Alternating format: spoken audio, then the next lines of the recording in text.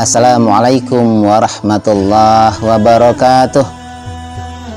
Innal hamdalillah nahmaduhu wa nasta'inuhu wa nastaghfiruh wa na'udzu billahi min sururi anfusina wa min sayyiati a'malina.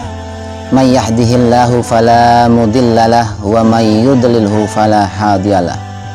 La in syakartum la azidannakum wala in kafartum inna azabi lasyadid. La haula wala quwata illa billahil aliyil azim. Amma ba'd. Pemirsa, sahabat Ubas yang dimuliakan Allah Subhanahu wa taala. Pertama, mari kita panjatkan puji dan syukur kehadirat Allah Subhanahu wa taala yang telah memberikan rahmat dan taufiknya kepada kita bersama, sehingga kita masih diberikan keimanan, ketakwaan. Kalau kita hendak menghitung-hitung nikmat Allah yang diberikan kepada kita, niscaya kita tidak akan bisa menghitungnya. Wa in ta'uddu ni'matallah la tuhsuha. Kalau kita hendak menghitung nikmat Allah, niscaya kita tidak akan bisa menghitungnya. Subhanallah.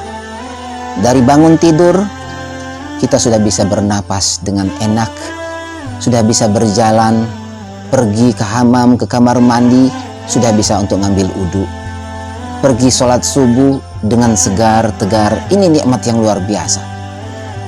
Alhamdulillah. Syukur yang kedua, kita masih diberikan oleh Allah kesehatan dalam kondisi bangsa yang prihatin, dunia dalam keadaan kacau balau dengan COVID-19. Tapi alhamdulillah, Allah masih sayang dengan kita, diberikan kesempatan untuk memperbanyak ibadah, menambah amalan-amalan dengan kesehatan yang kita miliki. Bayangkan kalau sakit saja, dengan sakit gigi saja kita sudah tidak bisa berbuat apa-apa. Mau makan nambah pun sudah sulit. Tapi dengan keadaan prima sehat, makan lauk jengkol kita bisa nambah, makan dengan petek bisa habis 2 piring. Subhanallah, luar biasa nikmat Allah. As-sihhatu tajun ala ru'usil ashiha la yaroha illal mardo. Kesehatan itu adalah mahkota dari segala macam kesehatan. La yaroha illal mardo. Tidak ada yang tahu hakikat nikmatnya sehat kecuali kalau dia sudah sakit. Mudah-mudahan pemirsa sahabat Ubas dalam keadaan sehat walafiat dan taat beribadah kepada Allah Subhanahu wa taala. Amin. Sahabat Ubas yang dimuliakan Allah Subhanahu wa taala, hari ini hari pertama bulan suci Ramadan, bulan yang penuh barokah, penuh maghfirah dari Allah Subhanahu wa taala. Saya tidak bisa menyembunyikan kebahagiaan ini. Allah beri kesempatan buat saya dan buat kita bersama untuk bisa mengamalkan dan menambah ibadah-ibadah pada bulan suci Ramadan ini. Allah Subhanahu wa taala berfirman dalam kitab suci Al-Qur'an, Bismillahirrahmanirrahim. Ya ayyuhallazina amanu kutiba alaikumussyam kama kutiba alal ladzina min qablikum la'allakum tattaqun. Hai orang-orang yang beriman, diwajibkan atas kamu sekalian berpuasa sebagaimana diwajibkan atas orang-orang sebelum kamu agar kamu bertakwa. Ayat ini perlu kita tadabburi, dan kadangkala muncul satu pertanyaan, kenapa ucapan atau firman Allah ini ya ayyuhallazina amanu, hai orang-orang yang beriman, kenapa tidak ya ayyuhan nas, hai manusia? Pertanyaan berikutnya muncul, siapa orang yang beriman itu? Karena konteksnya adalah wajib untuk berpuasa. Ternyata ulama bersepakat orang yang beriman dalam ayat di sini adalah umat Islam. Jadi umat Islam yang diwajibkan untuk berpuasa. Nah, ini dalam konteks ayat ini. Kemudian ending dari ayat la'allakum tattaqun, agar kamu bertakwa. Apa korelasi hubungan antara yang beriman dengan yang bertakwa? Berarti umat Islam yang beriman belum tentu bertakwa. Betul. Di mana fungsi keimanannya? Dan apa tanda keimanannya seorang Islam? Iman umat Islam itu sudah ada ketika dia mengatakan asyhadu an la ilaha illallah wa asyhadu anna Muhammadar Rasulullah. Karena ketika dia bersaksi tiada Tuhan selain Allah dan Muhammad Rasulullah, itu merupakan bentuk keimanan standar keimanan seorang Islam. Ketika dia mengatakan asyhadu an la ilaha illallah wa asyhadu anna Muhammadar Rasulullah, berarti dia sudah memiliki iman. Karena dia bersaksi tiada Tuhan selain Allah dan Muhammad Rasulullah. Akan tetapi muncul lagi pertanyaannya, Ustadz, kenapa banyak orang Islam yang tidak berpuasa? Berarti dia tidak beriman? Oh, bukan. Umat Islam semuanya beriman, tetapi al-iman yazdad wa yankus. Iman kadang bertambah, kadang berkurang. Ketika dia seorang saat berkurang ini, dia jauh dengan Allah. Karena dia masih mengimani bahwa puasa itu wajib, tapi tidak melaksanakan. Makanya ending dari ayat tadi, la'allakum tattaqun, supaya dia bertakwa.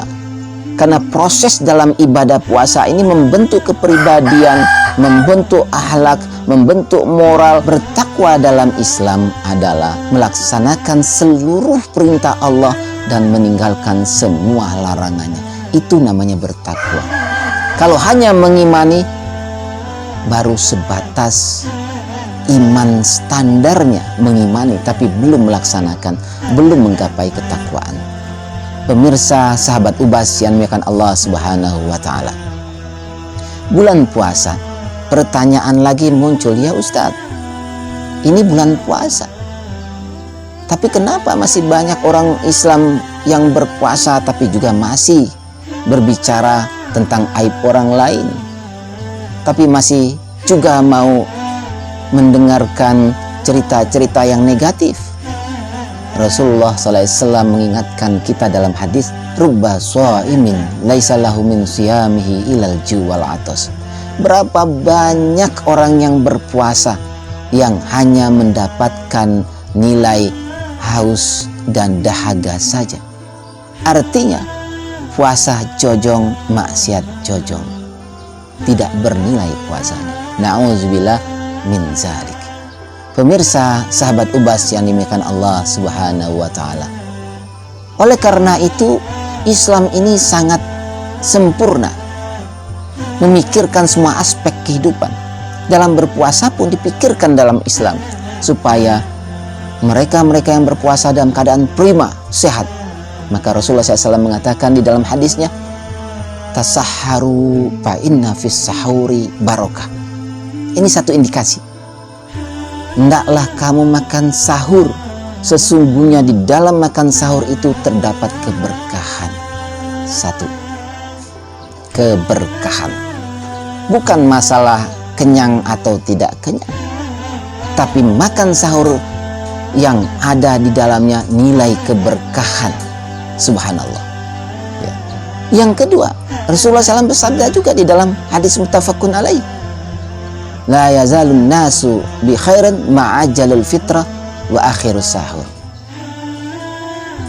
Orang akan selalu dalam keadaan sehat, dalam keadaan baik, kalau dia berbuka tepat waktunya dan mengakhirkan makan sahur tepat waktunya.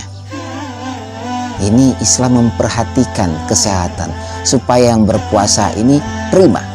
Karena berpuasa di samping membentuk kepribadian, ya, memberikan celupan-celupan pada diri seorang berpuasa supaya lebih dekat kepada Allah, ya, dijadikan dirinya jadi berpuasa itu sehat jasmani dan sehat rohani.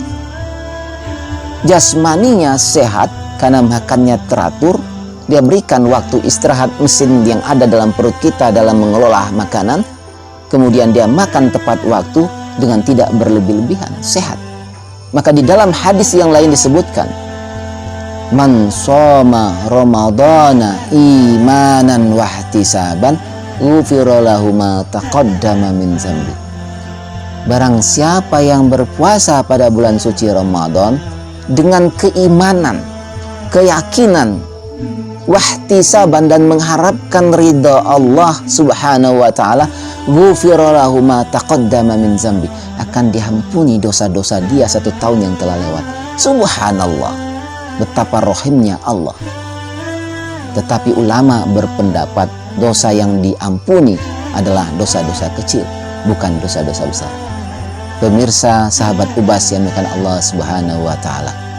Oleh karena itu, pada bulan suci Ramadan ini, mari kita bersama-sama isi dengan amalan-amalan kebaikan. Mari kita sama-sama dalam bulan suci Ramadan ini kita isi dengan banyak berzikir kepada Allah, dengan banyak beribadah kepada Allah, dengan banyak sholat duha, sholat tahajud, baca Quran, dan insya Allah ini akan kita kupas pada episode yang akan datang. Pemirsa, sahabat Ubas yang dimuliakan Allah Subhanahu wa taala, tetaplah bersama sahabat Ubas pada episode yang akan datang. Billahi taufik wal hidayah. Wassalamualaikum warahmatullahi wabarakatuh.